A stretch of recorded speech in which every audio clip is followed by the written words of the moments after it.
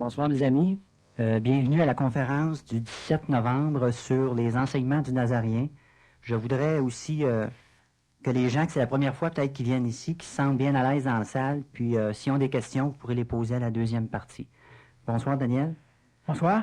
OK, comme première question, avant peut-être d'aborder ça, qui serait peut-être un peu plus aride, de sauter direct dans le sujet, pourrais-tu nous dire, Daniel, vu qu'on connaît un petit peu ton style de conférencier, pourquoi faire une deuxième conférence sur l'enseignement du Nazarien? Pourquoi faire une conférence sur les enseignements d'un autre? C'est ça. Bon. Premièrement, c'est sûr que normalement, moi, je parle toujours à mon nom, ce qui fait qu'effectivement, disons que ça fait peut-être original de refaire pour la deuxième fois, une conférence sur les enseignements d'un autre, donc du Nazaréen, de Jésus de Nazareth. Vois-tu, il y a plusieurs raisons qui m'ont porté à faire plus qu'une conférence là-dessus, et premièrement, en faire au minimum une, parler au nom d'un autre. Mais c'est simplement que présentement, dans le plan astral, donc dans la mémoire planétaire, tout ce qui gère les gouvernements mondiaux, donc les gouvernements de tous les pays, de toutes les populations, vont être gérés par l'égrégore de la chrétienté. C'est-à-dire que on ne peut pas rien faire sans qu'automatiquement, que ce soit politique ou militaire, que la religion vienne s'y mêler. Et habituellement, c'est la religion catholique romaine, pas nécessairement celle de l'Église du pape, mais du moins celle qui a des vestiges de chrétienté, donc du passage du Christ à l'intérieur. Si tu regardes la plus grande religion au monde, c'est l'Église de Rome. Si tu regardes le plus grand nombre de sectes, ces sectes-là viennent tous de l'Église de Rome, la grande majorité des sectes. Si on regarde, par exemple, les témoins de Jéhovah, que ce soit qu'on appelle ça religion ou secte, ça n'a aucune importance, mais c'est la chrétienté. Si tu regardes l'Église de Jésus-Christ des Saints des Derniers Jours, donc les Mormons, c'est la chrétienté. Si tu regardes quasiment tous les mouvements religieux qu'on a présentement ici, ils viennent à peu près tous de la chrétienté. Alors, à part quelques exceptions, donc l'islam et différentes autres religions, je ne les nommerai pas tous parce qu'il y en a à peu près 32, la grande majorité des gouvernements vont être dirigés par les forces astrales qui sont typiques de la chrétienté. La chrétienté, chrétien, Christ, Christ, Jésus.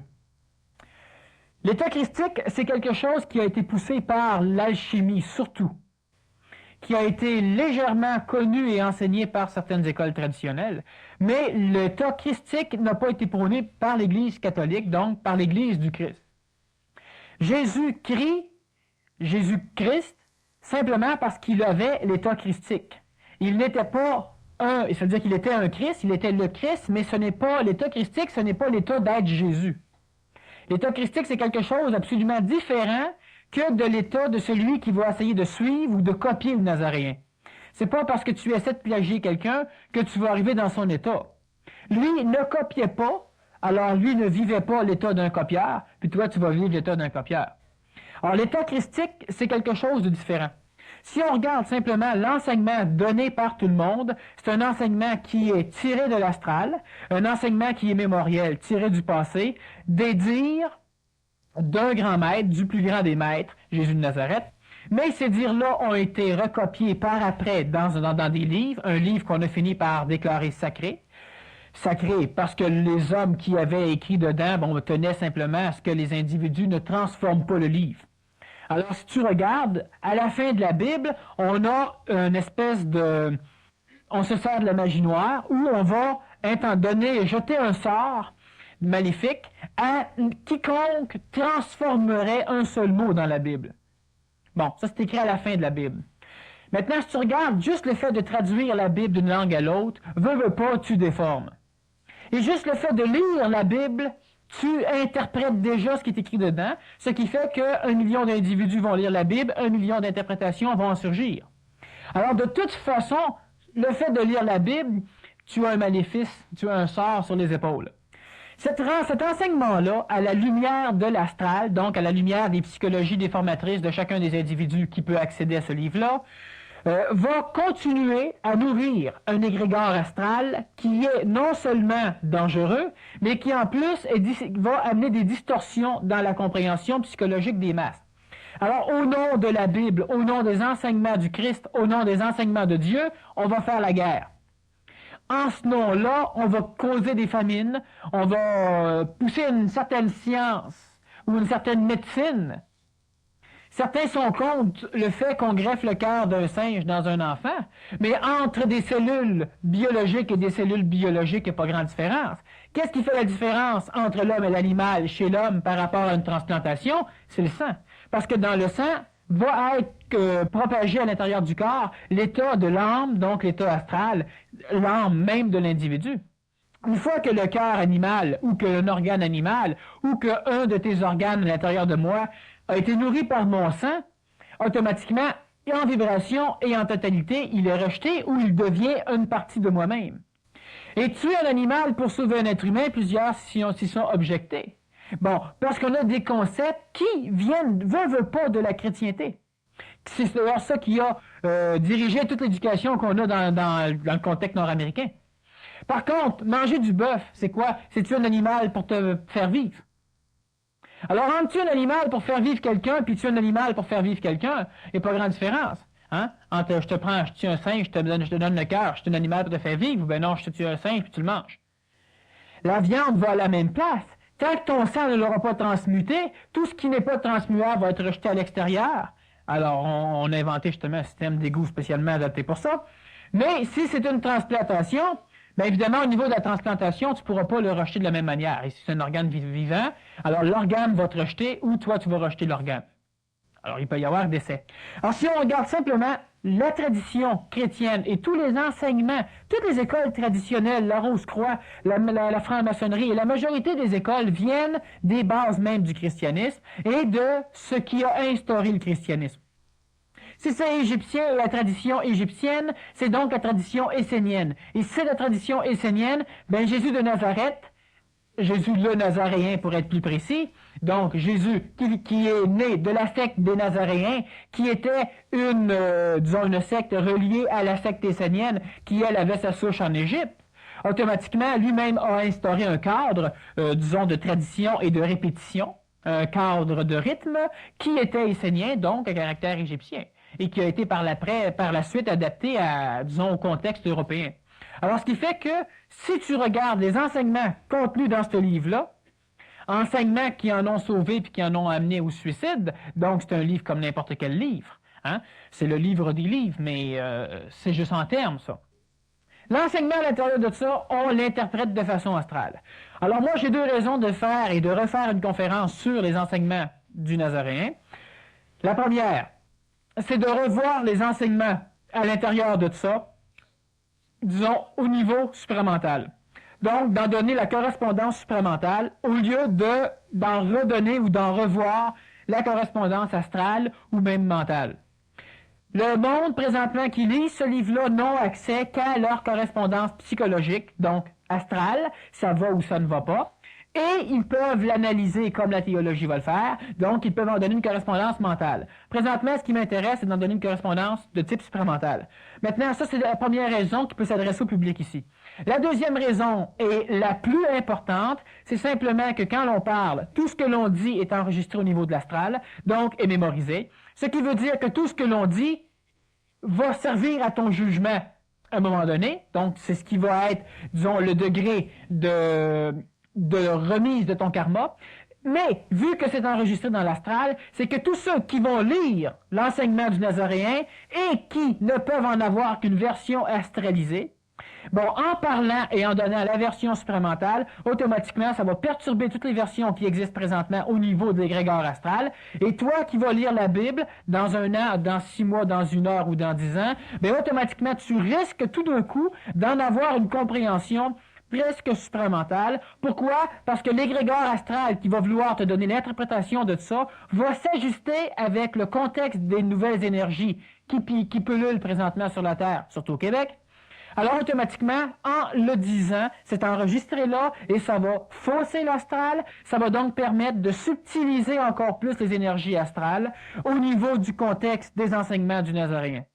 Alors, le Nazaréen parlait pour lui-même. Le Nazaréen n'a jamais donné d'enseignement. Tu ne verras jamais un maître donner un enseignement. Bon, on peut appeler ça enseignement de temps en temps parce que ça cadre mieux que la psychologie du monde, qui eux autres se veulent être des élèves ou des disciples. Alors, automatiquement, pour cadrer avec certains phénomènes psychologiques d'une masse, tu peux appeler ça enseignement. Le Nazaréen n'a fait que construire des bases pour lui-même, pour lui permettre, pour bâtir un chemin sur lequel lui pourrait marcher. L'extérieur n'avait aucune importance. Il s'est royalement servi de l'extérieur pour pouvoir bâtir son chemin. Et si on regarde l'étude de ce que lui a enseigné versus l'énergie supramentale, bien, c'est évident que, premièrement, la majorité des enseignements là-dedans ne peuvent pas être compris par l'être humain. D'ailleurs, ils n'ont jamais été compris par personne non plus. Parce que, au nom de ces enseignements-là, on a fait la paix, puis on a fait la guerre. Hein? Puis on a violé, puis on a protégé. Puis on a eu des familles qu'on a forcées à suivre des rythmes chrétiens. On a eu des églises et des prêtres qui ont forcé, d'ailleurs, les personnes les plus âgées dans la salle ou encore qui nous écoutent présentement et qui ne sont pas dans la salle, peuvent très bien savoir qu'effectivement, au nom de ces enseignements-là, on a brimé du monde bien plus qu'avec n'importe quel genre de diffusion ou d'enseignement. Ces enseignements-là n'ont jamais été compris pour la simple raison qu'ils n'ont jamais été donnés à l'homme. Ils ont été placés pour pouvoir bâtir un cadre psychologique, donc dans l'astral, pour manipuler des individus, pour permettre aux Nazaréens de pouvoir mettre les pieds où ils voulaient quand ils le voulaient. Au même titre que moi, je donne une explication, cette explication-là peut être comprise maintenant, mais si je la donne à l'époque où le Nazaréen l'a donné, c'est absolument impossible à comprendre. Même les élus du temps, même les apôtres, même ceux choisis par le Nazaréen, ne comprenaient pas ces paraboles. Même le Nazaréen devait leur expliquer à eux, à l'extérieur de la masse, qu'est-ce qu'il voulait dire. Qu'est-ce qu'il voulait faire. Bon, alors ce qui arrive, vois-tu, c'est que le Nazaréen n'a pas donné d'enseignement pour personne. Il n'a fait que donner l'enseignement pour l'astral, pour subtiliser et pour bâtir un cadre astral, pour permettre à l'astral d'être suffisamment vibratoire pour attirer l'énergie du Saint-Esprit ou l'énergie supramentale, pour que lui puisse s'en servir et pour que certains individus puissent s'en servir pour comprendre ce que lui avait à faire. Et le comprendre suffisamment, non pas pour le diffuser, mais pour le cacher. Parce qu'il vient un moment donné où toi, tu comprends quelque chose et t'en parles à tout le monde. Mais tu comprends, mais t'es un fou qui comprend. Alors, il faut que tu comprennes suffisamment à un moment donné pour ne pas le divulguer, pour comprendre le phénomène et pour comprendre pourquoi tu ne dois pas le dire. Alors, le Saint-Esprit a été amené, donc l'énergie supramentale a pu être acquérie par certains de ses apôtres, mais seulement vers la fin, hein, quand leur énergie avait suffisamment été augmentée par l'énergie du Christ, l'énergie de celui qui vivait l'état christique. Parce que l'état christique, ce n'est pas le Christ seul qui va l'avoir, c'est un état. Un état vibratoire où tu arrives à pouvoir vivre dans deux plans, dans le plan supramental et dans les plans inférieurs de la planète Terre. Tu deviens donc un Christ. Tu as l'état christique. OK, Daniel, avant qu'on embarque dans la Bible proprement dit, pourras-tu nous situer, en 1984, le Nazaréen dans la hiérarchie du gouvernement invisible, il se situe où présentement, 2000 ans plus tard? Bon, premièrement, le gouvernement invisible sur la Terre, il n'y en a plus qu'un. On a le gouvernement des forces noires qui vont être régis par le prieuré de Sion, hein, ceux qui ont instauré la Première Guerre et la Deuxième Guerre mondiale, entre autres, et qui présentement sont en train de pousser l'humanité à un armement nucléaire hyper terrible. Bon, alors on a le prieuré de Sion. On a un deuxième gouvernement invisible de forces noires, disons de forces grises, mais quand même noires. Et ce gouvernement-là a tendance à être de plus en plus ombragé, obscurci, parce que l'homme évolue. Et ça va être le gouvernement de Shambhala ou de l'Agartha. L'endroit qui serait et qui est, effectivement, ces deux endroits différents, dont l'un va avoir son centre au fin fond de l'Himalaya au Tibet et l'autre au pôle Nord, sous la Terre. Alors, ces intraterrestres-là, ceux qui vivent sous la Terre, ceux qui vont ceux qui vont être régis par l'ordre de Shambhala, ceux-là vont être un gouvernement invisible dans lequel va résider la majorité des grands maîtres dont on a les tableaux ici sur le mur. Les deux seuls, qui ne sont pas régis par Shambhala, ça va être le comte de Saint-Germain et ça va être le Nazaréen. Ces deux-là font partie d'un gouvernement intelligent et invisible. Ce gouvernement-là, je ne peux pas en parler plus qu'il ne le faut parce que de toute façon, ça va leur nuire et puis ce n'est pas utile d'en parler. Mais une chose qui est sûre, c'est que le plus grand, le seul initié, parce qu'il pouvait l'être, le seul initié du Nazaréen, le seul initié de Jésus de Nazareth, le seul qui a pu faire un retour aux enfers, le seul qui est de souche planétaire. Le Nazaréen n'est pas de souche planétaire. Hein, il a eu un corps planétaire. Puis encore là, disons qu'il a eu la moitié d'un corps planétaire, l'autre moitié d'un corps extraterrestre. Mais lui-même n'est pas de souche, il n'est pas relié à l'astral planétaire. Bon, le Nazaréen. Par contre, son plus grand initié, Lazare, lui est venu sur la terre. Il est venu au monde dans Lémurie. Par contre, il a connu Salomon. D'ailleurs, il a aidé Salomon à pouvoir arriver à son summum. Lui a connu le Nazaréen.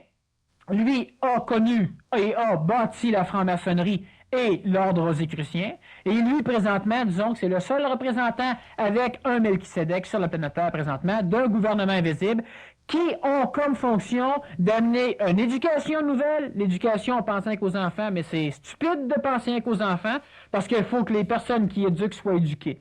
Quand je parle d'éducation, moi, je vais en parler au titre, selon ce que le gouvernement invisible blanc, donc intelligent, veut en parler. L'éducation, c'est pour la masse. Présentement, ce qu'on fait, c'est de l'éducation. Bon, alors l'éducation va devoir être régie et la personne qui aura comme une de ses fonctions, parce qu'il en a plusieurs, à instaurer cela ici sur la planète Terre, va être Lazare. Lazare, on le connaît mieux sous le nom du comte de Saint-Germain, qui était le plus grand disciple de Jésus de Nazareth. Alors, ce gouvernement invisible-là, c'est un gouvernement qui n'est pas violent. Mais c'est un gouvernement qui va t'attacher. Si tu veux connaître de quoi ce gouvernement-là, tu vas pouvoir en connaître certaines bribes. Et tu devras, pour payer cette connaissance-là, faire une mission au nom de ce gouvernement-là. Alors tu seras assujetti et manipulé pour pouvoir servir ce gouvernement-là. Alors présentement, il y a des individus qui vont se vouer, c'est-à-dire qui vont carrément vouloir le faire. Je veux faire quelque chose, mais je ne sais pas quoi. Alors, dites-moi-le, puis je vais le faire. Qui va te parler? Tu ouvres tes portes, mais tu ne sais pas à qui les ouvrir. Tu as trois gouvernements. Un luciférien satanique, celui du prieuré de Sion. Un luciférien et satanique, celui de Shambhala. Si tu regardes les grands maîtres, il y a des choses que je dis, puis le monde en font ce qu'ils voudront. De toute façon, ça les regarde. Mais tous les maîtres, le maître tibétain, un maître relié à l'Agartha. Alors ce maître-là, évidemment, est luciférien. C'est-à-dire, pas luciférien, c'est-à-dire qu'il n'est pas de descendance de Lucifer, comme l'Église catholique va l'être. Hein? Mais par contre, qui est shambhalique, c'est-à-dire que c'est une personne qui est arrivée à une forme d'initiation, qui s'est vue opérer en elle une fusion, et qui est devenu l'un des grands maîtres. L'un des grands maîtres limité par sa fusion, donc un grand maître qui peut gérer le gouvernement de Shambhala et qui peut évidemment siéger à Shambhala pour certaines formes de décision. Mais le Nazaréen n'a rien à faire là-dedans. Le Nazaréen, non seulement n'est pas l'instigateur ni du prieuré de Sion, ça c'est luciférien, ni de l'Église catholique, parce qu'il ne faut pas oublier que Pierre, qui est le fondateur de l'Église catholique, a renié 3 fois le Christ. Et ce Pierre-là n'a plus été par après l'individu pour pouvoir instaurer l'Église. Le seul qui a eu le mandat réel de l'instaurer, ça l'a été Lazare, qui a été ressuscité, c'est-à-dire qu'il n'était pas mort, par contre, qui était aux enfers. C'est le seul qui a pu réellement aller puis acquérir même l'initiation solaire au plus haut point. Pourquoi qu'à travers tous les disciples du Christ, donc du Nazaréen, pourquoi que ce ne serait pas le meilleur, le plus avancé, le plus adéquat et le plus près qui n'aurait pas reçu justement le mandat d'instaurer une Église, quand on parle d'Église, d'instaurer un mécanisme qui, comme la religion le dit, religion vient du mot religares qui veut dire relier, alors pourquoi ça n'a pas été Lazare, le plus avancé, qui aurait eu une mission d'instaurer un mécanisme pour relier toutes les énergies planétaires aux énergies extraplanétaires, donc l'homme à Dieu. Alors, c'est Pierre. Mais ce n'est pas Pierre. Pierre a eu le travail exotérique, mais Lazare a eu le travail ésotérique, le réel travail. Alors, c'est lui qui aura bâti et c'est lui qui aura manié, en rencontrant certains papes, l'Église même exotérique, l'Église catholique romaine, qui est reliée à des contingents, disons, absolument noirs, qui ont des bases en Sicile et qui ont des bases en Italie. Alors, présentement, on n'avance pas plus là-dessus. De toute façon, Ceux qui ont à savoir le sauront. Alors, le Nazaréen, présentement, fait partie d'un gouvernement invisible qui est extraplanétaire et qui régit d'une façon douce par l'intermédiaire de Lazare ou du comte de Saint-Germain, par l'intermédiaire d'un catalyseur, donc d'un Melchisédek, des descentes ou encore des ouvertures d'esprit ou des ouvertures, donc des descentes ou des placements d'ajusteurs de pensée chez certains individus. C'est la seule chose qu'ils peuvent faire présentement avec ces individus-là qui sont typiquement terriens et qui ont un corps et qui sont placés dans une espèce de contexte social.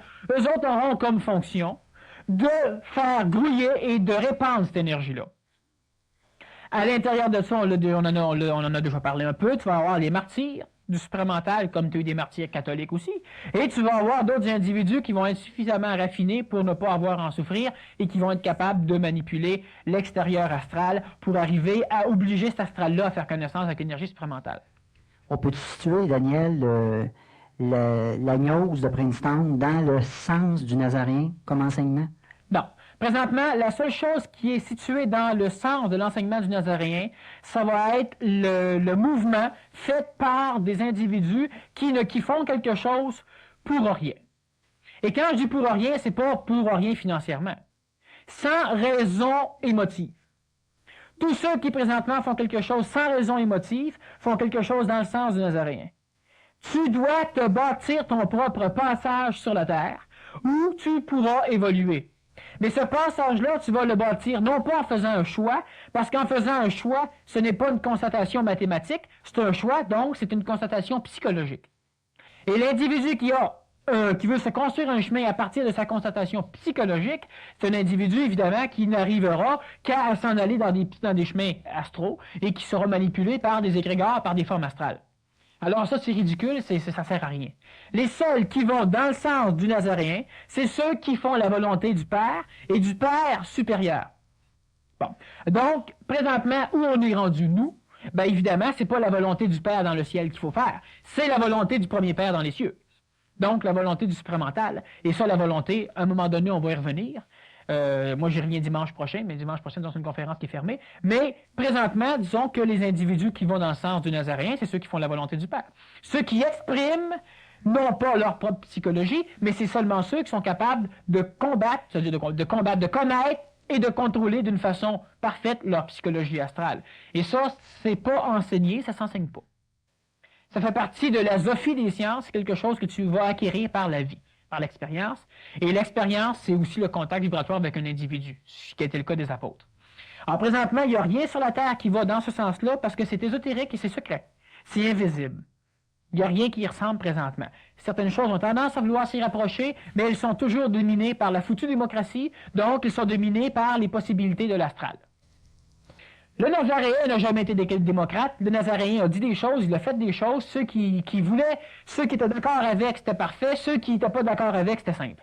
Alors, celui qui est d'accord avec moi est avec moi. Celui qui n'est pas d'accord avec moi est contre moi. C'était pas compliqué, c'était juste ça. Dans toutes nos écoles traditionnelles, dans tous nos phénomènes d'évolution, on a une démocratie, on a des votes, on a des « qu'en pensez-vous tout le monde », puis on va voir ce que le monde en pense, ce que les disciples en pensent, ce que les élèves en pensent, ce que la population en pense. Bien, si la population, elle vient justement, disons, à une source de connaissance, c'est qu'elle ne connaît pas. Alors, tu n'as rien à foutre avec ce qu'elle en pense. Extrêmement dur pour la psychologie de la masse, mais c'est la seule manière de fonctionner. Un gouvernement qui serait établi mondialement sur la Terre à un moment donné, c'est un gouvernement qui serait dictatorial. Le monde ne peut pas comprendre. Il n'est pas question qu'on leur demande, êtes-vous pour les armes nucléaires ou non? Ben, on va faire une guerre nucléaire entre ceux qui sont pour et entre ceux qui sont contre.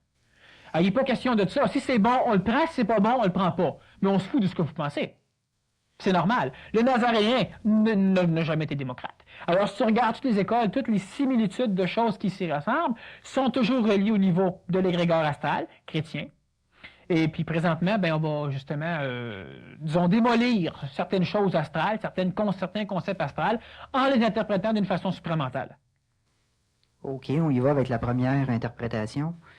Comment pouvez-vous dire de bonnes paroles, mauvais comme vous êtes, car la bouche parle de l'abondance du cœur. L'homme de bien tire de bonnes choses de son trésor de bonté, mais l'homme méchant en tire de mauvaises de son mauvais trésor de malice. Je vous le dis, toute parole oiseuse qu'on aura dite, il faudra en rendre compte au jour du jugement. C'est d'après tes paroles que tu seras reconnu juste et d'après tes paroles que tu seras condamné. Bon, alors, disons que ça, c'est ça, c'est pas moi qui l'ai choisi, là, mais ça, j'en parlerai pas trop de ce passage-là pour la simple raison qu'on a déjà fait une conférence complète là-dessus. Oh. Qu'est-ce que c'est? Pourquoi que c'est d'après tes paroles et non pas d'après tes pensées que tu vas être jugé? Alors, je vais résumer brièvement, mais on a déjà fait une conférence complète là-dessus. C'est simplement que tout ce qui est dit, alors on l'a vu, c'est enregistré au niveau de l'astral. Alors, ce qui fait que juger quelqu'un, ou, juger, si je te dis que tu es un imbécile, je te juge. Parce que c'est pas mental. Si c'est mental, ma constatation, parce qu'il y a une bonne différence entre un jugement et une constatation. Alors, ma constatation fait que tu n'es pas apte à comprendre ce que je dis. C'est tout. Moi, je m'en vante pas, je n'ai pas besoin de te le dire. Tu peux pas comprendre. C'est pas en te disant que tu peux pas comprendre que tu vas te mettre à comprendre. C'est pas une question d'orgueil. C'est pas à cause que tu vas te sentir tellement visé, tellement rabaissé que tu vas faire l'effort de comprendre. Si tu es apte à comprendre, tu vas comprendre. Si tu n'es pas apte, tu ne comprendras pas. Dis à un enfant de 2 ans que tu es un imbécile parce qu'il ne peut pas jouer sur un ordinateur, mais il ne se mettra pas à jouer sur un ordinateur. Au pire, aller, au mieux, plutôt, à un moment donné, ben même à l'âge de 25 ans, il ne sera pas plus capable de jouer sur un ordinateur. Ça l'aura tellement convaincu. Hein? Alors, vois-tu, c'est que tout ce qui est dit est enregistré au niveau de l'astral. Si c'est enregistré au niveau de l'astral, la première couche d'astral dans laquelle tout est enregistré, c'est dans ta propre âme. Ta propre âme, elle est bâtie, elle, par l'ego, qui est une densification de l'âme, et qui va être majorée dans sa densification par ton corps physique, mais ça, c'est ton ego, c'est toute ta psychologie à toi. À l'intérieur de ton âme, tu vas avoir, disons, les mémoires volatiles qui sont tout ce qui est à l'intérieur de toi, dont les imbécilités que tu vas dire, tous les jugements que tu vas porter, tout ce que tu vas vouloir sortir est premièrement enregistré au niveau des mémoires volatiles de ton âme. Donc, c'est enregistré dans ton âme. Ton âme, elle est limitée, disons, par le périsprit, et quelqu'un qui voit l'aura voit l'âme. Donc, en voyant l'aura, il va voir tout ce qui est psychologique à l'heure descendant jusqu'à la matière physique qui peut être malade.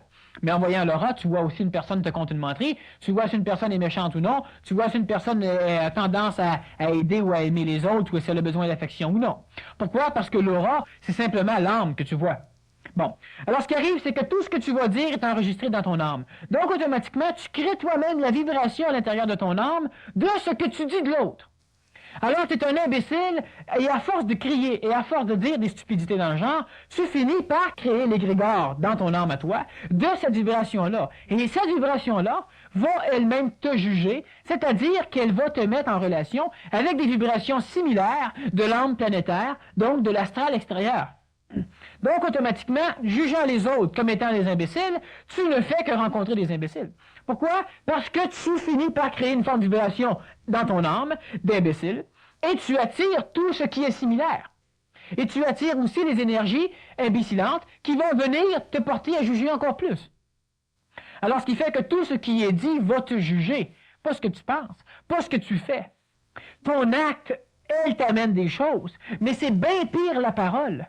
Le verbe est bien plus puissant qu'un acte. L'acte va enseigner mieux que le verbe, mais le verbe, en termes de jugement, en termes de karma, en termes de relations ou en termes, disons, d'involution planétaire ou d'évolution planétaire, le verbe, c'est extraordinairement dangereux ou important, dépendant de ce que tu en fais. On a vu cette semaine, dimanche, un film comme The Day After, si tu veux. Et dans mon coin, en tout cas, cette semaine, il passait un autre film aussi qui était « Ce n'est surtout pas de l'amour », un film sur la pornographie. Alors, c'est des films chocs, ce qu'on n'avait peut-être pas avant.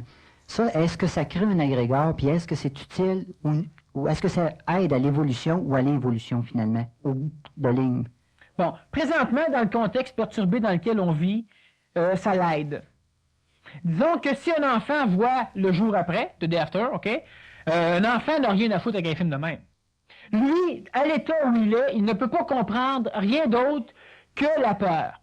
Alors, ce qui fait qu'automatiquement, un enfant ou un individu, disons, un individu qui a la psychologie d'un enfant, regarder un film comme ça ne peut pas rien faire d'autre que l'amener à une guerre nucléaire une fois qu'il va pouvoir diriger disons, les boutons dans les mains.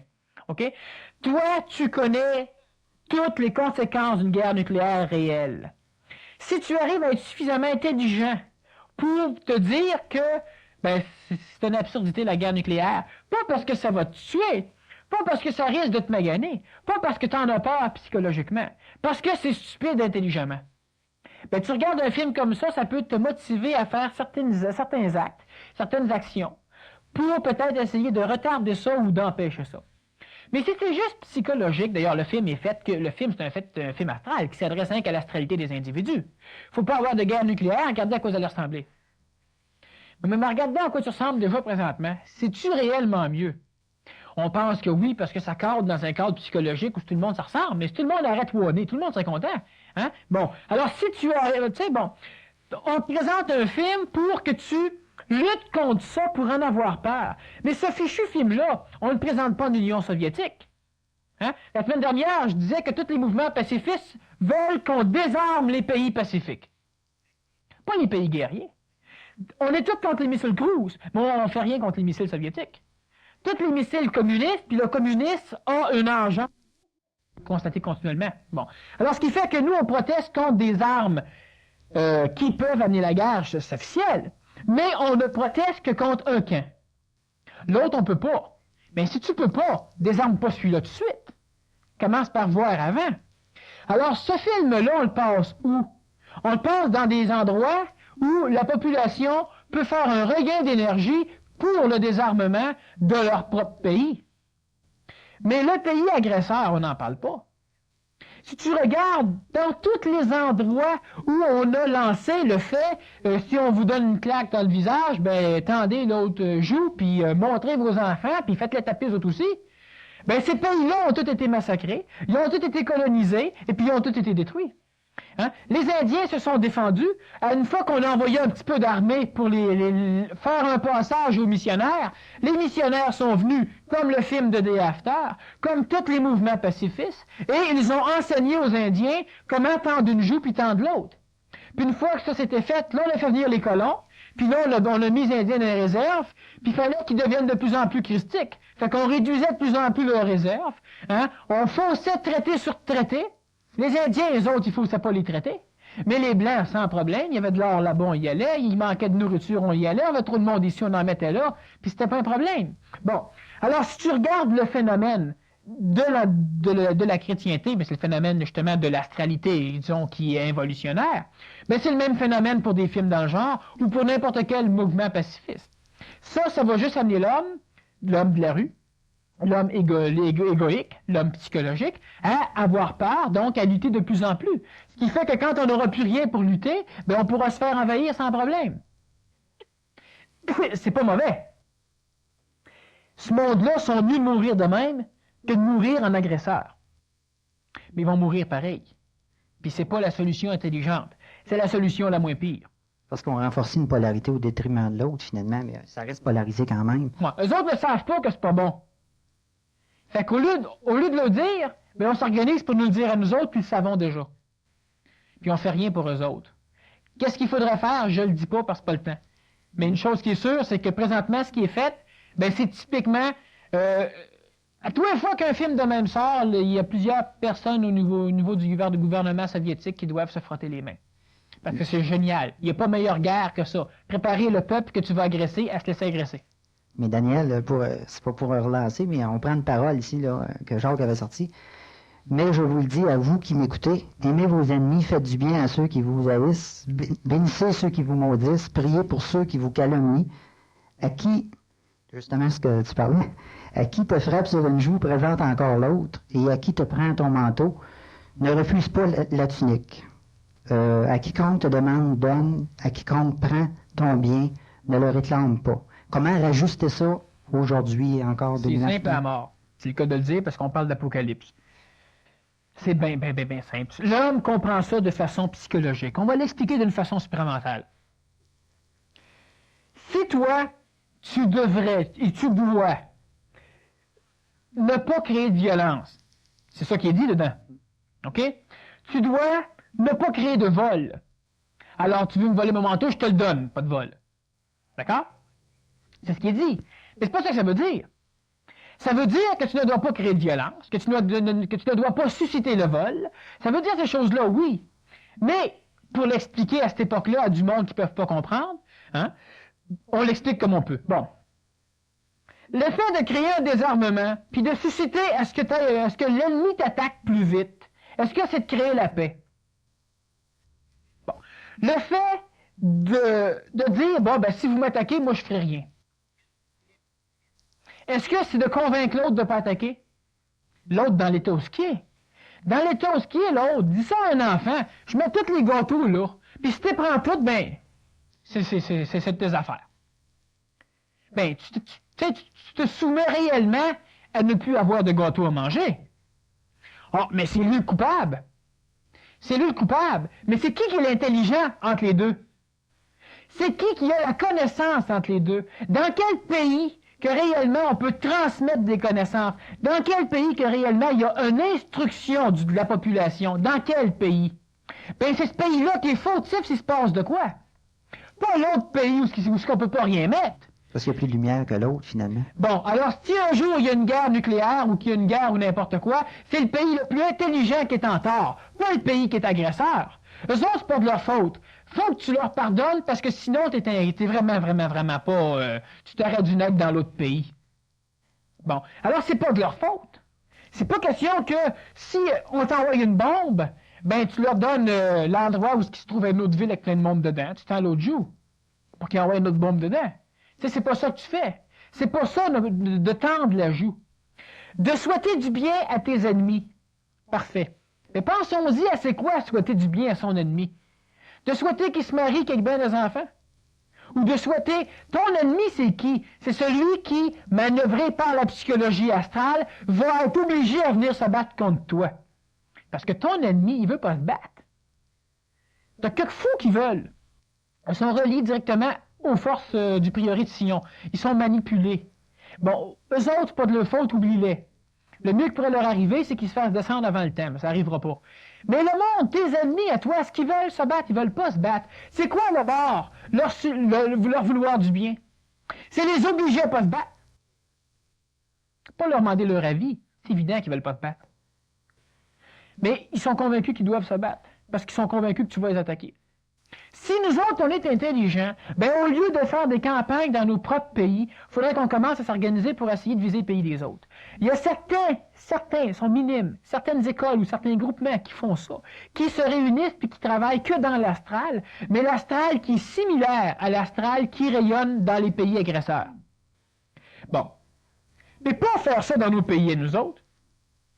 Pas ça, tendre la joue. Puis de souhaiter du bien à nos ennemis. Le bien à nos ennemis, si ton ennemi vient puis il donne un coup d'épée puis il te tue, puis en même temps il se casse le poignet. Crème, tu as fait du mal. Il aurait fallu que tu te tues avant. Mais là, s'il n'y a même pas de plaisir de te tuer, tu lui fais encore du mal. C'est quoi souhaiter du bien à l'autre? C'est un bien intelligent, pas un bien psychologique. Ça s'adresse à ta population, ça. Qui c'est dans la population qui peut réellement faire du bien? Aimez les autres ou aimez-vous les uns les autres? Ça veut dire quoi, aimez-vous les uns les autres? Ben l'amour, c'est pas l'amour psychologique, c'est un amour d'attraction énergétique. Faut qu'il y ait absolument un équilibre énergétique entre les individus pour que la masse évolue, pour pas qu'on laisse traîner des parcelles en arrière de nous autres qui vont nous retenir, ce qu'on s'efforce de faire régulièrement, et pour qu'on ne crée pas d'élite. Ben on veut créer des élites, et ces élites-là, si on n'est pas prêt à s'en servir, ils se suicident. Puis si on est prêt à s'en servir, on essaie de les placer dans les endroits où on va pouvoir les manipuler pour pouvoir s'en servir. C'est pour ça qu'on bâtit des élites. Mais notre population, notre éducation est une éducation d'élite, parce que tu as la compétition justement pour arriver à l'élite. Mais cette foutue compétition-là, c'est de la merde par-dessus la tête. Hein? Tu recherches la compétition, tu es même rendu à faire de la compétition pour savoir lequel qui va arriver à faire le plus de compétition. Bon, dans les sociétés. Alors, ce qui fait que ce qui est dit là-dedans, c'est parfait, mais ça ne s'adresse pas à une population. Ça s'adresse absolument à Jésus de Nazareth, ou à Jésus le Nazaréen, et peut-être à un ou deux individus de l'époque qui ne sont pas mentionnés là-dedans, parce que, ils n'ont jamais voulu être mentionnés, parce qu'il y avait d'autres individus autour de Jésus. Si tu prends simplement Jean d'Arimathie, à la fin disons, du Nouveau Testament, c'est lui qui s'en va réclamer le corps du Nazaréen. Jean d'Arimathie, qui était lui aussi un disciple. Il y avait combien de disciples? On dit 12 là-dedans. On en rajoute un à toute fois qu'on rencontre quelqu'un. Alors, il y a plusieurs individus qui ne sont pas là-dedans. Jésus avait 63 disciples majeurs. Hein? Mais il y en avait beaucoup plus que ça. Bon, alors, si on regarde simplement le passage, je t'ai pris pour me relancer, ben c'est un passage que, disons, tu m'as énuméré plusieurs choses. Ça ne s'adresse pas à une psychologie, ça s'adresse à une intelligence. Daniel, des bonhommes, comme on regardait cette semaine, Trudeau, qui a eu un prix pour la paix quand même, là, à l'ONU. Mais le fait qu'il soit plus en pouvoir, on a vu que il a dit quand même des choses qui a pas été... J'ai l'impression qu'ils n'ont pas été reçues de l'ONU ou des choses comme ça. Bon, Trudeau, là, si vous voulez savoir quand est-ce que l'apocalypse va commencer, surveillez Trudeau. Suivez Trudeau. C'est le messager canadien, puis c'est celui qui, sur la planète Terre, va être le seul à être capable d'annoncer quand est-ce qu'il faut qu'on s'en aille se cacher, ou ce qu'il faut aller se cacher. C'est le seul. Il ne dira pas. Mais si vous voulez savoir, suivez Trudeau.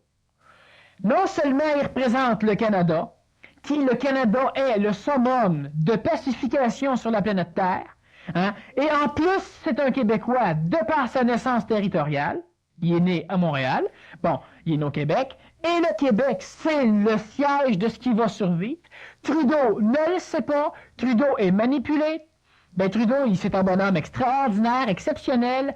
Puis, à un moment donné, ben, sa peinture aura une place quelque part dans un salon dans le futur. Bon. Il va comprendre que le fait qu'il soit plus en poste, ça n'a même pas d'importance, ça va lui donner une force encore plus terrible. Okay? C'est pas pour rien que Trudeau a démissionné là. Puis c'est pas pour rien que lui s'efforce de rallier religieusement, hein, de relier tous les pays à une table pour discuter de paix. Puis Trudeau, c'est réellement le missionnaire ésotérique. Puis si vous voulez savoir quand ça va commencer, s'il y a de quoi qui a commencé, il faut suivre Trudeau. Juste Trudeau. La journée que les grandes puissances guerrières vont s'asseoir à une même table pour parler de paix, sacrez votre camp. Bon. C'est Trudeau qui va tout nous annoncer ça. C'est lui qui va s'occuper de ça. Il va s'arranger pour que ce qui a à arriver arrive. Mais il ne sait pas. Alors lui, il fallait qu'il lâche son poste, hein, puis il fallait absolument qu'il continue son truc. Il y a eu de l'argent pour continuer. Il y a eu le prix Nobel, pas le prix Nobel, mais le prix Einstein, et puis il y a suffisamment d'argent pour continuer. Alors suivez Trudeau, j'en dis pas plus, c'est trop proche de nous autres, mais suivez-le. OK, on passe à un autre. Vous entendrez et ne comprendrez pas. Vous regarderez et vous ne verrez pas, car il s'est épaissi le cœur de ce peuple, et ils entendent difficilement de leurs oreilles, et leurs yeux, ils les ferment pour ne pas voir de leurs yeux, ne pas entendre de leurs oreilles, ne pas comprendre de leur cœur, et ne point se convertir, et pour que je ne les guérisse pas. Pour vous, heureux vos yeux parce qu'ils voient, et vos oreilles parce qu'elles entendent. Car je vous le dis, beaucoup de prophètes et de justes ont désiré voir ce que vous voyez, et ils ne l'ont pas vu, entendre ce que vous entendez, et ne l'ont pas entendu. Bon, alors il y a des justes et des prophètes qui n'ont rien vu. Ben, Trudeau, c'est un juste et un prophète qui ne voit rien. Okay? C'est pas un calembour, c'est vrai. Vos cœurs se sont épaissis. Le cœur, c'est l'organe qui, chez l'être humain, a toujours symbolisé l'endroit où étaient, où siégeaient les émotions. L'émotivité, c'est exactement la psychologie astrale qui est le corps des émotions, le corps des désirs. Votre cœur s'est épaissi, donc votre identité psychologique astrale s'est gonflée. Alors, ce qui fait qu'automatiquement, vous avez des yeux physiques, vous avez des oreilles physiques, vous avez une bouche, vous avez un toucher physique.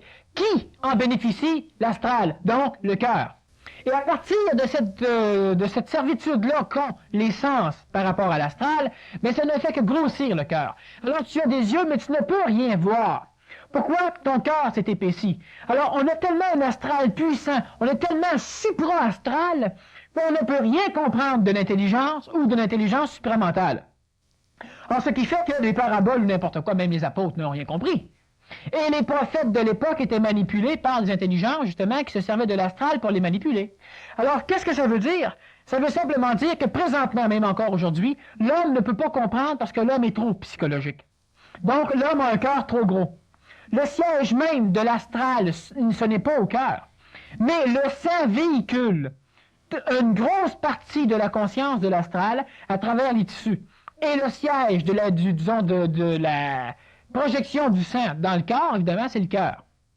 Alors, ce qui fait que le cœur, c'est celui qui est le plus gorgé de sang, c'est celui qui en demande le plus après le cerveau, hein? Et les poumons, d'ailleurs, sont extrêmement gorgés de sang aussi, et automatiquement, si tu as un cœur, donc, c'est-à-dire que si tu as un ego, donc une âme trop forte, tu as des phénomènes des sens dans la matière qui pourraient te permettre de nourrir ton expérience pour pouvoir nourrir ton corps mental, ce qui va t'amener à comprendre d'une façon supramentale des phénomènes.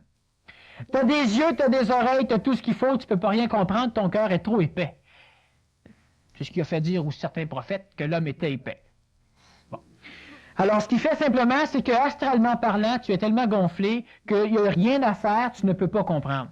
Alors, heureux ceux qui comprennent, pas parce que vous devez jubiler de joie.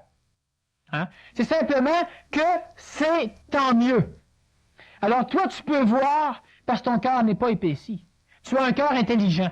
Un cœur intelligent, c'est un cœur qui n'est pas épais. Alors, toi, tu peux voir, tu peux entendre. Entendre par comprendre, évidemment, parce que c'est sûr que tu entends. Je te parle dans n'importe quelle langue, tu entends. Ça ne veut pas dire que tu comprends. Alors, c'est simplement ça, le message même du Nazaréen. Et encore une fois, ça s'adressait rien qu'à ceux qui comprenaient. Pourquoi qu'il dit que la majorité ne peuvent pas comprendre? Il y a même des prophètes puis des élus, des personnes justes qui n'ont pas compris. Puis qu'ils s'entêtaient quand même à enseigner en parabole. Ils ne tenaient pas à ce que le monde comprenne. Mais l'astral comprenait, il tenait à bâtir le cheminement qui manipulerait les individus pour le laisser passer, pour que lui puisse faire ce qu'il avait à faire. Le piège un peu où on se pogne, comme tu disais la semaine passée, c'est que l'astral copiant le supramental, il te le renvoie et assaisonné à sa façon, puis tu y vois du feu finalement. Toi, tu vois juste du feu, mais moi, ça me permet de faire ce que j'ai à faire. Tu ne peux pas comprendre directement ce que j'ai à te dire. Alors, moi, le dire au supramental, je vais le dire d'une façon supramentale, l'astral s'en empare, l'astral peut venir te donner des illuminations, on a fait un paquet de saints avec ça, et ces saints-là vont servir la cause du Nazaréen, entre autres. Alors, ceux qui sont inférieurs ne peuvent pas rien rajouter dans l'astral. Ceux qui sont intelligents en rajoutent. Quand c'est intelligent que ce soit rajouté, parce qu'automatiquement, ça va servir les forces noires. Et ces forces noires-là, ben, ils ne peuvent pas s'en servir d'une façon intelligente. Alors, si tu dis qu'est-ce qui est approprié, automatiquement, tu manipules ces forces-là pour pouvoir te bâtir un cheminement à toi. Alors, c'est simplement ça. OK. À ce moment, les disciples, une troisième parabole, à ce moment, les disciples s'approchèrent de Jésus, disant, « Qui donc est le plus grand dans le royaume des cieux? » Jésus appela un petit enfant, le plaça au milieu d'eux et dit, « Je vous le dis en vérité, si vous ne redevenez pas comme les petits enfants, vous n'entrerez pas dans le royaume des cieux. Quiconque se fera petit comme ce petit enfant, c'est lui qui sera le plus grand dans le royaume des cieux. » Bon. Premièrement, il y a plusieurs similitudes avec cet enseignement-là. On a déjà vu le phénomène, disons, de l'immortalité physique reliée à l'énergie vitale lors d'une conférence. Disons que présentement, le petit enfant, premièrement, fait la volonté de son père. Biologiquement, physiquement parlant. Si on est marché une volée, mais il fait la volonté de son père. En partant, si tu es comme un enfant, tu vas faire la volonté de ton père. Une deuxième chose, c'est que l'enfant n'a pas d'identification, n'a pas de grossissement, disons, du cœur astral. L'enfant, lui, peut bénéficier immédiatement d'une énergie vibratoire hautement évoluée ou hautement élevée pour se transmuer lui aussi instantanément. Alors, moins tu vas apprendre, présentement, il est tout trop tard pour vous autres, bon, moins tu vas apprendre, moins tu vas en savoir, moins tu vas avoir de désir, moins tu vas avoir de peur, de crainte. Plus tu vas être simple comme un enfant, donc moins tu vas avoir un âme astralisée, moins tu vas avoir un âme énergisée, et plus ça va être facile à l'énergie de venir osser toutes tes vibrations à toi, de quel que soit les corps qui vont être en contact avec l'énergie supramentale. Si tu es plein d'énergie astrale, l'énergie supramentale devra faire vibrer de plus en plus rapidement toutes tes énergies astrales pour arriver à toucher l'ego, pour arriver à détruire l'ego, pour en faire, disons, un serviteur du Père. C'est-à-dire pour en faire un être christique. Mais si tu es plein, c'est extrêmement plus compliqué parce qu'il y a des luttes, tu es beaucoup plus dense. Plus tu vas être dense, plus ça va être compliqué. L'enfant, lui, est pur. Pur en ce sens qu'il n'a presque pas d'entachement astral ou de coloration de l'astral dans son mental. Donc, l'enfant est beaucoup plus apte à bénéficier de l'énergie vibratoire, disons, communicante, comme le Christ quand il passait quelque part. Bon, mais les enfants, évidemment, ont beaucoup été transformés. Le pape en a transformé certains. Alors, c'est beaucoup plus facile. Moi, de toute façon, de temps en temps, on a des enfants qui viennent ici, puis ça, je le répète, que c'est le temps qu'on habitue les enfants à une nouvelle énergie, parce qu'eux autres, ils n'ont pas besoin de comprendre. Ils n'ont pas besoin de rien comprendre. Puis moins ils vont comprendre, mieux ça va être. Autrement dit, plus ça va être en bas âge, mieux ça va être. Parce qu'ils vont comprendre d'eux-mêmes tout seuls beaucoup plus rapidement puis beaucoup plus clairement. Ça ne sera pas une intellectualisation, disons, d'une énergie astrale pour plaire aux concepts psychologiques. Ça va être une réelle compréhension qui va venir, elle, donner le rythme, le pas à l'énergie astrale. Alors, plus tu vas être jeune en ce sens, disons, au sens psychologique du terme, plus tu vas être démuni, plus tu vas être manipulable, bien, plus tu vas être manipulable par les forces de l'astral, mais aussi plus tu vas être manipulable par les forces supramentales. Par contre, évidemment, l'enfant doit avoir un organisme physique, biologique adéquat à recevoir l'énergie supramentale. Mais l'énergie supramentale d'aujourd'hui va s'occuper de la transformation biologique des enfants. Alors, ce qui fait que l'individu qui redevient un enfant, c'est lui qui est capable d'avoir la simplicité de l'enfant. L'enfant n'a pas toutes les inquiétudes, n'a pas tous les phénomènes psychologiques qu'on a présentement, nous les adultes. Alors, automatiquement, nous, avec ces problèmes-là, à quel âge les enfants se suicident? Les adolescents se suicident. Mais à quel âge? Quand est-ce que les enfants se suicident? N'a pas. Les adolescents, oui. Pourquoi? Parce que les adolescents d'aujourd'hui sont les adultes, disons, qui existaient à 30 ou 35 ans, là, 10, 15 ou 20 ans. Alors, les enfants deviennent de plus en plus vite matures, en ce sens qu'ils perçoivent tout, mais suffisamment pas assez. Alors, ils vont être enclins au suicide.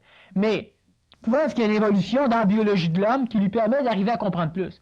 Mais les enfants ne se suicident pas, parce que les enfants ne voient pas les problèmes comme étant des problèmes. Ils peuvent entrevoir quelque chose, ils peuvent vouloir le régler, vouloir l'abandonner.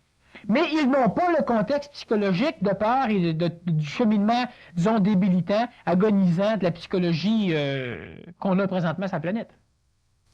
Alors, ce qui fait qu'en devenir un petit enfant, pas un enfant, un petit enfant, ça veut dire se libérer au niveau de l'astral de tous les phénomènes astraux qui sont complexes pour nous autres. Mais ça, il faut faire attention à ça. Ça veut dire qu'il faut gagner à la loterie. Parce que sinon, il va falloir que tu te mettes sur le bien-être social. Parce que le petit enfant ne pourra pas travailler. À cette époque-là, tu pouvais mendier, c'était correct. Dans certains pays, tu peux devenir un être de lumière et puis mendier porte à porte, ça va.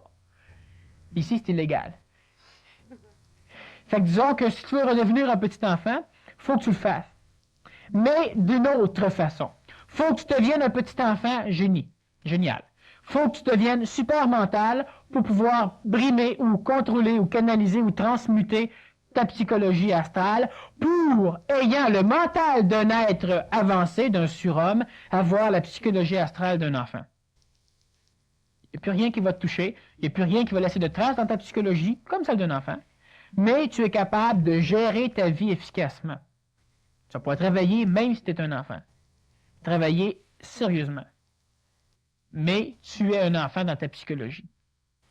Ça veut dire quoi? Va dire à un enfant, tant que tu ne l'as pas dressé, je te parle d'un petit enfant, mais va lui dire qui il est. Oui, hein, du moment que tu lui donnes son cornet à crème à la glace. Qui il est? Hein? Qui pue. Ça veut dire, il n'y a pas grand-chose qui va le traumatiser. Il n'y a pas d'ego. C'est-à-dire que la petite parcelle d'ego naissante en lui ne s'exprime pas par l'orgueil. Si tu es mental et que tu n'as pas d'orgueil, tu es un petit enfant. Au sens astral du petit enfant. Tu as le sens vital du petit enfant, mais ça, c'est trop long à expliquer. Mais au sens psychologique, d'ailleurs, lui, c'est le sens psychologique qu'il voulait aborder. Là, ben, automatiquement, si tu as un mental puis si tu n'as pas d'orgueil, tu es un petit enfant. Alors, présentement, les individus sont épais. Le cœur est épais. C'est pas moi qui le dis, là, c'est là-dedans. Et ils ne sont pas des petits-enfants. Alors, c'est simplement ce que veut dire ces enseignements-là. Ils sont simples. C'est très simple quand tu arrives à pouvoir comprendre. Puis il y a encore du monde qui sont en théologie à les universités, puis ils se battent, puis ils se tirent des bibles par la tête.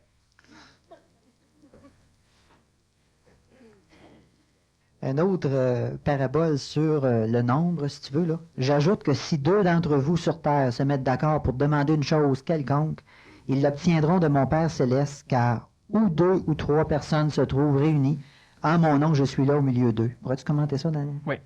Bon, alors, ou deux ou plus sont réunis et ils se sont mis d'accord, très important d'être d'accord, En étant d'accord, on vibre sur la même longueur d'onde. Vibrant sur la même longueur d'onde, on va attirer la même forme d'égrégore. Automatiquement, je suis au milieu d'eux.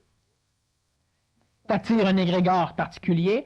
Et mon Père céleste, pas mon Père dans les cieux, mon Père dans le ciel. Et mon Père céleste va vous donner ce que vous voulez. Ce qui a amené la masse à penser qu'en allant à l'église ou en se réunissant en famille, on pouvait prier pour avoir plus d'argent, pour avoir la guérison d'une personne, pour une personne qui s'était vertuée tout au long de sa vie à se rendre malade, donc il ne mérite pas, pour avoir plus de paix, pour empêcher une personne qui est rendue à 95 ans, que tu ne pourras pas vivre sans elle, tu veux l'empêcher de mourir.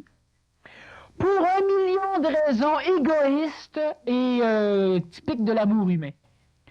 Bien, ça fonctionne. Vous pouvez le faire. Parce que le Père dans le ciel, c'est le Père dans l'astral, c'est ce qui est relié au niveau de l'astral planétaire, et automatiquement, ou 2 ou 3, donc du moment que tu as suffisamment de force d'attraction psychologique, d'attraction astrale, et qu'on a un désir similaire, bien si on le demande, on attire dans l'astral une énergie qui va être complémentaire à notre désir si elle existe, et automatiquement, on va, si on réussit à avoir suffisamment d'énergie ou de répétition dans le rythme, on va réussir à instaurer dans la matière, ça prend le temps que ça prend, l'énergie astrale du désir justement qu'on a émis. Ça veut dire que tu manipules par la magie blanche les énergies astrales. Mais le problème, c'est que si tu es manipulé par les énergies noires de l'astral, à désirer quelque chose pour manipuler les énergies blanches à le faire, ben, la recette qui est employée là, c'est une recette qui est aussi bonne. D'ailleurs, les prêtres noirs comme les prêtres blancs, je parle noir en termes de maléfique et blanc en termes de bénéfique, ben, fonctionnent de la même manière. Que tu es le Nazaréen au beau milieu de toi ou que tu es Lucifer, tu attires l'énergie astrale, et puis à partir de là, tu bâtis quelque chose. Évidemment, lui parle de l'énergie positive blanche.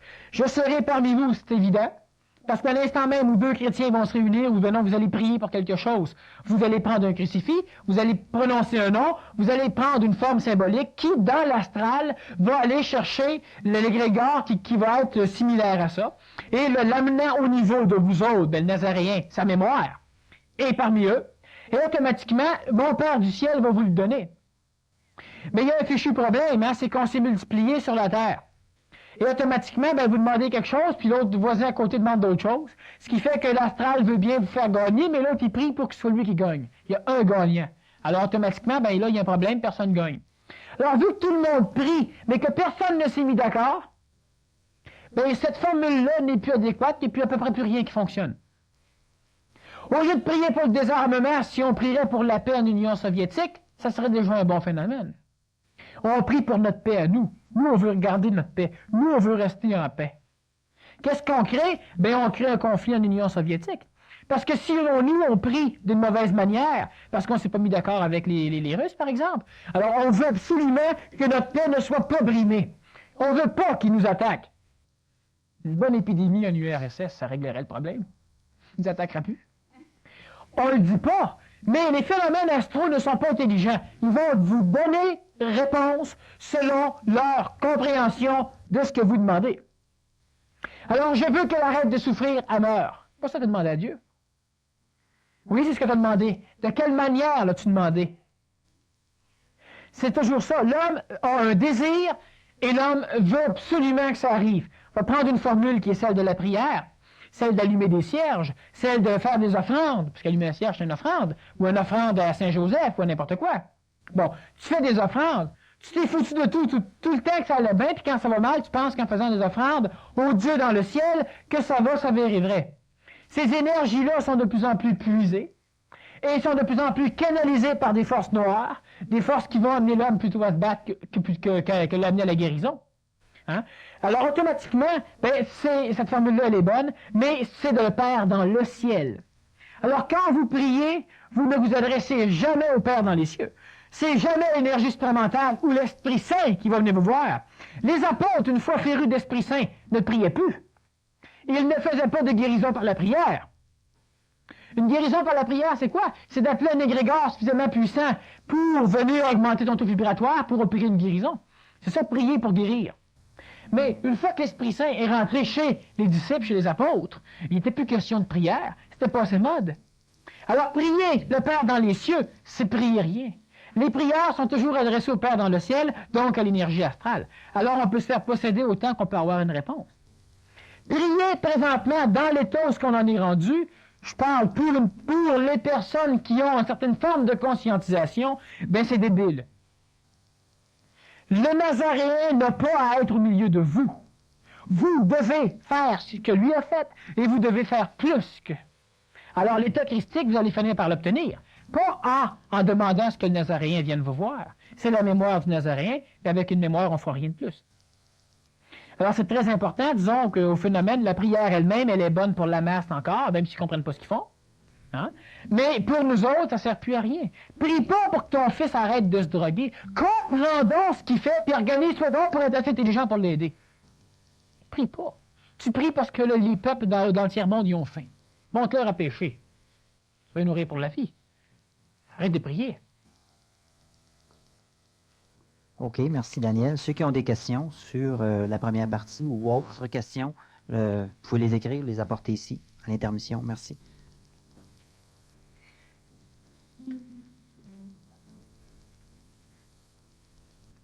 Bonsoir à tout le monde.